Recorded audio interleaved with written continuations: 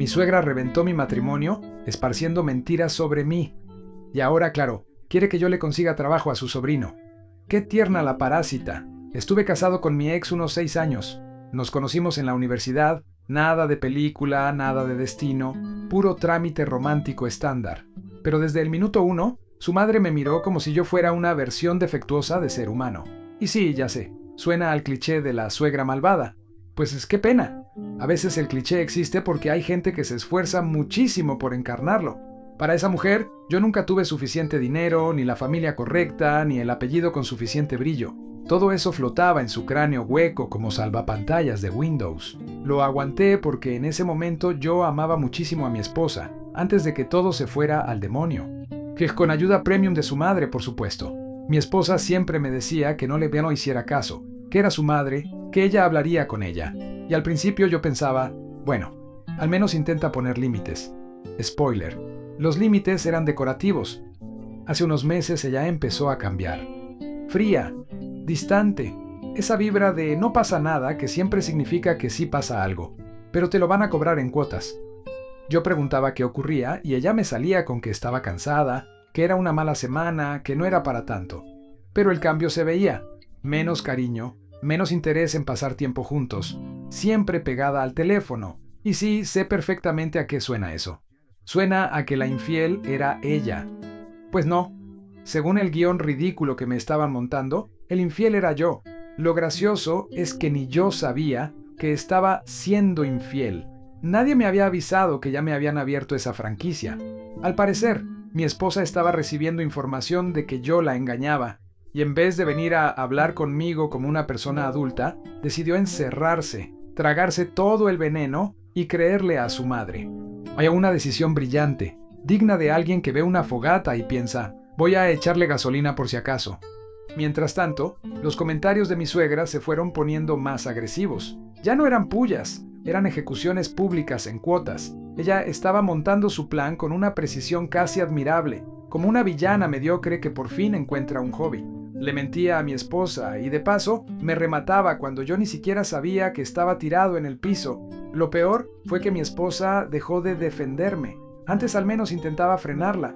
Luego se quedaba callada, ahí como estatua de museo, mientras yo tenía que poner a la vieja en su sitio. Si decía que yo trabajaba demasiadas horas y dejaba sola a su hija, yo le respondía que, al menos, yo hacía algo productivo con mi vida en vez de graduarme con honores en quejarme de la vida ajena. Porque ni siquiera era cierto. Yo trabajaba de 9 a 5, horario normal. Pero en la cabeza de esa mujer, si yo respiraba fuera del salón, ya era negligencia emocional. Y entonces llegó el momento en que se me cayó el telón encima. Un día salí antes del trabajo. Había terminado lo mío más rápido y pensé en sorprender a mi esposa. Sí, ya sé, tranquilícense. No la pillé en la cama con nadie. Esta historia decidió ser más cínica y menos eficiente. Ella no estaba en casa. Yo agarré mi computadora para buscar unas fotos que quería imprimir y abrí nuestro almacenamiento compartido en la nube. Ahí encontré el archivo. Y ahí entendí que llevaba meses viviendo en un circo donde yo era el payaso que no sabía que ya había empezado la función. Uy, sí. Casualmente abriste la nube y apareció la verdad. Qué oportuno todo. Cállate, ahí estaba, enterito. Ay, por favor. Seguro malinterpretaste algo, como siempre. Número, lista, fechas, lugares, acusaciones. Era una lista detallada de cosas que su madre tenía sobre mí. Fechas, lugares y al lado, la acusación inventada como si estuviera redactando un expediente judicial con resaca. En una entrada decía que me había visto en un restaurante con otra mujer, en otra que me vio saliendo de un hotel con alguien. Todo presentado como pruebas de que yo andaba engañando a mi esposa o haciendo cosas raras. Qué curioso, porque fotos mías no había ni una sola. Y eso que, según la señora, me veía por todas partes, o sea, la CIA de barrio no pudo sacar una miserable imagen borrosa, pero sí tuvo tiempo de redactar fanfiction matrimonial. Lo único real en ese montón de basura era que yo sí había estado en algunos de esos lugares, solo que por razones completamente distintas.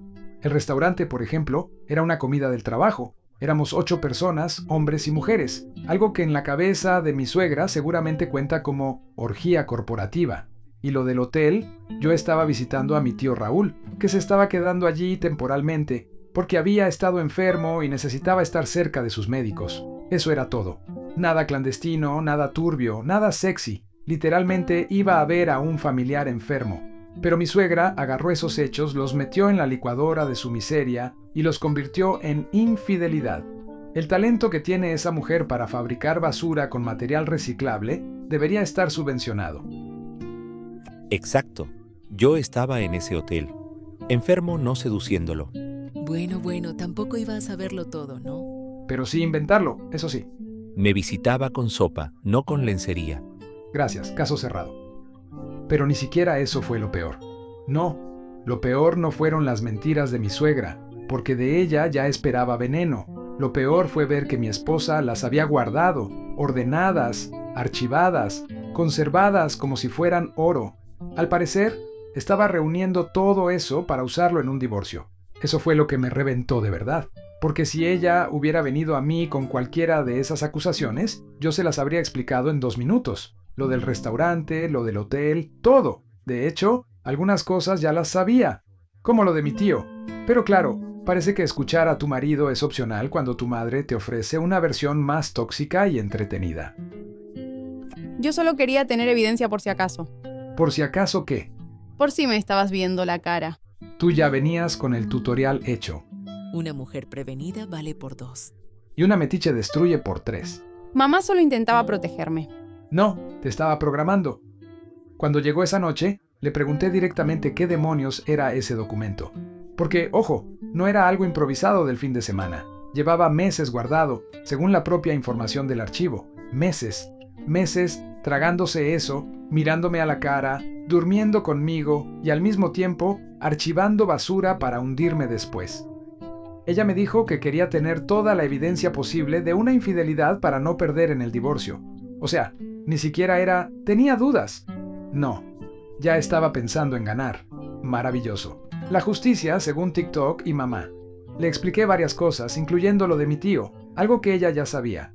Y ahí empezó a llorar, porque se dio cuenta de que yo tenía razón. Pero llorar no arregla el hecho de que llevabas meses tratándome como sospechoso por un expediente escrito por tu madre. O esa señora que confunde paranoia con intuición femenina. Me equivoqué, sí, vale, pero tú también estabas raro. Estaba trabajando, no conspirando. Te notaba distante. Porque tú ya me habías enterrado. Ay, qué dramático. Solo eran dudas. No, era una carpeta para joderme. Entonces le dije que llamara a su madre ahí mismo, en altavoz, que explicara una por una esas acusaciones. Si tanta película había montado, quería verla dar la cara en tiempo real. Pero mi esposa se negó. Dijo que no quería meter a su madre en medio de nuestra discusión. Y ahí casi me da la risa. ¿Meterla? Esa mujer llevaba años viviendo gratis en medio de nuestra relación. Tenía suite, minibar y derecho a opinar. Pero cuando tocaba interrogarla por acusaciones graves, de repente había que protegerla. ¡Qué conveniente! ¡Qué elegante! ¡Qué absolutamente miserable! Porque yo solo decía lo que veía. Veías mierda porque la llevabas puesta. No quería que esto se hiciera más grande. Ya estaba podrido. Te ofendes porque te quedó el saco. No, porque era tu trapo. No había pedido el divorcio todavía. Ah, entonces era ensayo. Perfecto. Ahí entendí algo muy simple.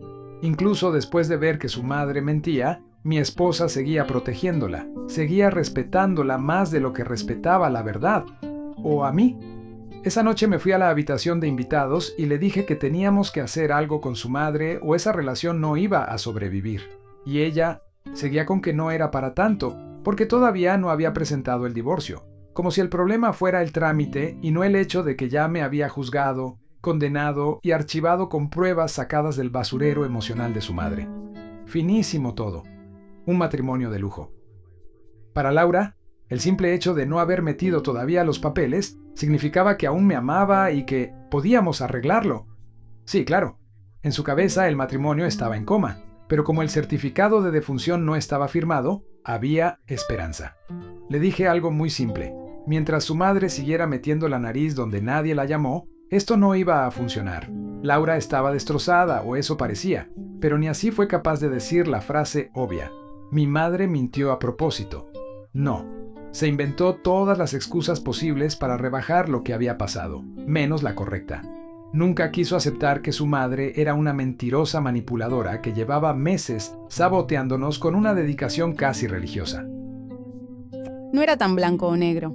Sí, era mentira o verdad. Mi madre pudo confundirse. Meses de confusión. ¡Qué talento! Ay, hijo, qué obsesión conmigo. Tú te metiste solita. Le dije que tenía que confrontar a su madre conmigo presente, cara a cara, sin filtros, sin intermediarios, sin el clásico «mamá no quiso decir eso», traducido del idioma cobarde al idioma matrimonial. Porque si no, había una confrontación final con la persona que se había instalado en nuestra relación como cucaracha, con contrato fijo, entonces no valía la pena salvar nada. Y mejor seguíamos con su gran proyecto, el divorcio. Pero Laura seguía con la cantinela de que no quería meter a su madre en esto, que la relación era de dos. De dos, decía, mientras una tercera señora dirigía la obra desde la sombra como productora ejecutiva del desastre. Nuestra relación era nuestra. Pues tu madre venía con micrófono. No quería empeorarlo. Ya estaba podrido. Qué vulgar eres cuando te descubren. Qué útil eres cuando mientes. Así que, como Laura estaba haciendo cosplay de felpudo emocional, llamé yo mismo a Marta. Le pregunté directamente por qué le había dicho a su hija que yo la engañaba. Y la señora hizo lo que hacen todos los cobardes profesionales. Se hizo la inocente. Que ella no había dicho nada, que jamás se metería en una relación ajena. Esa frase casi me mata de risa, porque si el descaro generara electricidad, la vieja podía abastecer media ciudad. El problema es que, en esos 3 días desde que descubrí el documento, madre e hija debieron hablar entre ellas, pero claramente no coordinaron bien la mentira, porque Laura decía una cosa y Marta otra. Ni para delinquir eran eficientes. Yo nunca dije eso así. Ah, ¿en subtítulos entonces? Mamá solo compartió preocupaciones. Sí, claro, con dossier incluido. Yo veía cosas raras. Ver no es inventar. Entonces le dije, perfecto, este es tu momento. Saca la evidencia real, las fotos comprometedoras, los informes del detective privado, los audios, las pruebas premium de Netflix que seguro tienes. Y ahí hizo el giro clásico de manual. Dejó de hablar del tema y empezó a decir que yo estaba siendo hostil y agresivo con ella. ¡Pum! Ya estaba. La transformación. De operadora del caos a pobre madre indefensa que solo quiere lo mejor para su hija. Una actuación tan vieja, tan sobada, que hasta me dieron ganas de aplaudirle por disciplina, no por talento. Me estás atacando. ¿Qué miedo das? Saca pruebas, no lágrimas. Solo soy una madre preocupada. ¿Preocupada por arruinar? Sí. No le hables así. Entonces que deje de mentir así. A partir de ahí, todo escaló. Marta le empezó a mandar mensajes a Laura diciendo que estaba destrozada, que yo estaba usando esto para separarlas, que quería aislarla de su madre. Manipulación de manual, edición de bolsillo, ella la víctima, yo el monstruo, y Laura en medio, haciendo lo único que sabía hacer, no decidir nada y dejar que el veneno circulara. Ahí le di el ultimátum. O ponían límites serios con su madre y la hacía admitir lo que había hecho, o yo me iba. Y sí, lo dije clarito, porque a esas alturas yo ya no estaba negociando la dignidad por fascículos. Los ultimátums no son justos. Vivir así tampoco. No puedes pedirme eso. Sí, exactamente eso. Mira cómo intenta controlarte, hija. Mira cómo te maneja, marioneta. Estás exagerando. Tú estás obedeciendo. Laura me dijo que yo estaba siendo injusto, que no podía pedirle que le pusiera límites a su madre. Y yo le dije, sí, eso es exactamente lo que estoy pidiendo. Porque no iba a seguir viviendo con una suegra metiche dedicada en cuerpo y alma a pudrir la relación. Durante meses nos tuvo mal, solo porque sí, por deporte, por hobby, por vicio, por esa clase de vacío espiritual que solo se llena destruyendo lo ajeno. Y entonces Laura soltó una propuesta que todavía me da risa: ir a terapia para que yo hablara con alguien capacitado sobre mis problemas con mi suegra. La terapia podía ayudar. Mi problema es que existe. Eso no es sano. Más insano es tu circo. ¿Ves, hija? Está desequilibrado. Dilo sin babear veneno. Le dije que no rotundamente, que yo no tenía nada que resolver ahí. Mi problema con su madre no era una percepción, no era una herida infantil, no era un trauma proyectado. Mi problema con su madre era que estaba activamente reventando nuestra vida y su hija la seguía tratando como si fuera una fuente fiable y no una fábrica ambulante de mierda. Lo que necesitaba arreglo no era yo, Era esa relación tóxica entre ellas dos, esa dupla en la que una manipulaba y la otra abría la boca para recibir instrucciones. Al final eligió a su madre. No me sorprendió. Tampoco hizo una declaración heroica ni nada por el estilo. No tuvo ni el valor de ser honesta en su cobardía. Solo siguió poniendo excusas, alargando la agonía, esperando que yo aceptara que su familia me tratara como basura con modales. Pero ya estaba. Ese fin de semana me mudé. Descubrí todo un lunes o martes. Para el domingo ya estaba fuera de la casa. Cierre rápido, servicio eficiente. Poco después ya tenía listos los papeles para presentar.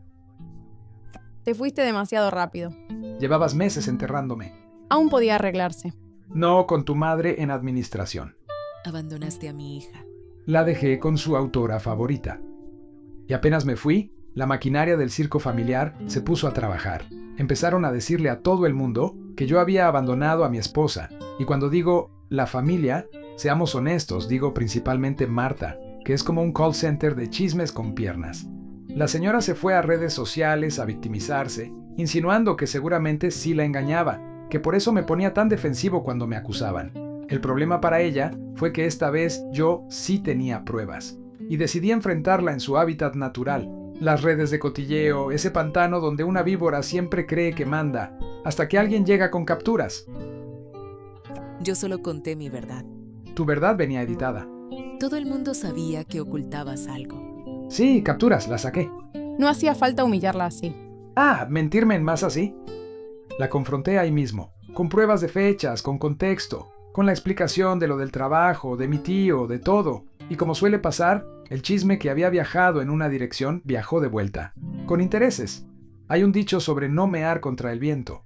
Bueno, eso fue exactamente lo que le pasó a Marta. Su propia meada le volvió a la cara, y fue bellísimo. No arregló mi matrimonio, obvio, pero al menos le arruinó la fantasía de creerse intocable en internet. El divorcio en sí fue simple. Una vez que me fui y Laura quedó todavía más pegada a su madre, volvió a convencerse de que yo sí había sido infiel, o de lo que necesitara creer para no sentirse idiota. Supongo que su abogado le dijo que, sin pruebas reales, no iba a sacar más nada en el divorcio, porque al final no intentó jugar esa carta. Aún así, cuando hablábamos, ella sonaba otra vez convencida de que yo la había engañado. Es increíble lo adictiva que puede ser una mentira cuando te ahorra admitir que fuiste manipulada como principiante. Yo solo quería entender. Querías tener razón. Nunca me diste paz. Tu madre nunca nos dejó. Si reaccionabas así, por algo sería. Sí, por tu basura. Terminamos en contacto cero cuando el divorcio se cerró. No teníamos hijos, gracias al cielo y a la planificación familiar.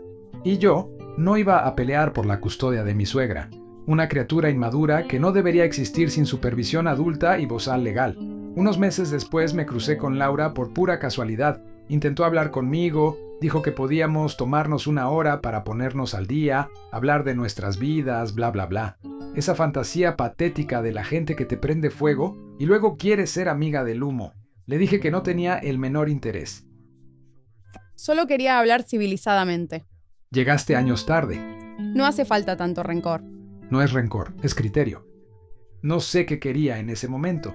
Quizá fingir madurez, quizá aliviar su culpa, quizá curiosear si yo estaba peor que ella para sentirse mejor. Antes de irme, me soltó que su madre preguntaba por mí a veces, y ahí casi me da un ataque de risa. Si esa mujer preguntaba por mí, seguro no era por cariño. Era para ver si ya me había muerto o cuánto faltaba para celebrarlo con café y rosquillas. Le dije que tenía que irme y la dejé plantada con su nostalgia de saldo. No diré la típica tontería de me quité a la suegra de encima y mi vida se volvió un arco iris. No, un divorcio es un divorcio. Nadie se casa pensando, ojalá esto termine en trámites, abogados y una anciana